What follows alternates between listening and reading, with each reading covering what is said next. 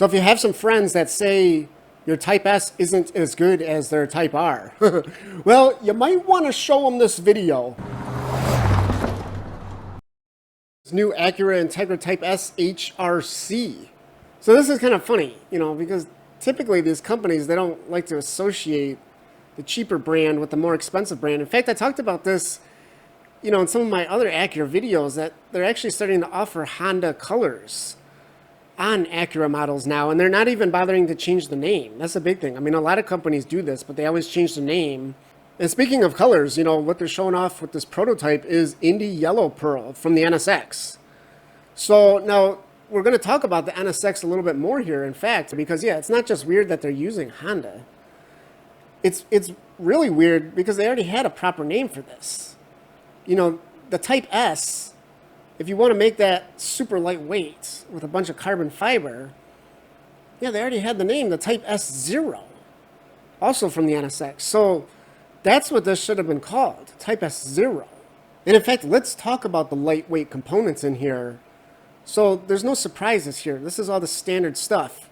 You're going to replace the comfortable seats with these carbon fiber Recaro buckets. And of course, this is going to be great on track use, but not, it's not going to be comfortable in daily use. But guess what? It gets worse in the back. In fact, there's no rear seats in the back. It's just a bunch of carbon fiber panels. And not just the seat bench. Check this out. There's actually just a blank carbon fiber door skin on here as well. And for the Aero Kit here, everything's lower and wider and more scoops. Look at this. You could really scoop up some ice cream with this. Scoop up some ice cold air, right? I mean, you got to keep this thing cool on the track use. And of course, all that cool air, it can go out this new hood with heat extractors built in, carbon fiber as well. And on the rear end here, we do get this huge wing. So, if you always wanted a Type R style wing on your Type S, you might be getting it. You might be getting it as a Christmas present this year, in fact.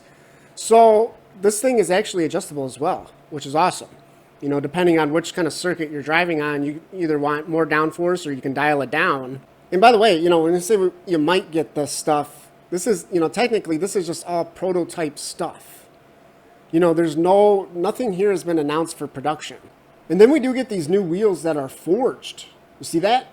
Yeah, so, and they say the offset's actually a little bit different on here as well, to have it sit a little bit wider. And the brakes have been upgraded as well, as you can imagine. 2-piece rotors and 6-piston Brembo branded, Brembo and HRC branded brake calipers painted in Indy Yellow Pearl to match as well. Very nice. And of course the suspension, a lot of these components, it's lower, adjustable coilovers, a lot of stuff from the Type S race car, in fact. And not just the suspension stuff either. They do say there's a larger intercooler up front. And in fact, this exhaust is straight from the Type S race car. Now, what's funny about this is they say there's no performance improvement here. There's no horsepower gain, is what they say. Now, of course you could easily get more power with the setup. So I guess, they didn't want to make any claims to more power because they have no plans to introduce anything that's going to add more power to the Type S. If we're lucky to get even just a few of these parts, what are we realistically going to get out of this package? The wing, yes. Maybe, maybe the front splitter. Are they going to give us some new seats? I doubt it. I doubt it. We might get some additional bracing somewhere. And this hood would be an incredible option. Incredibly expensive.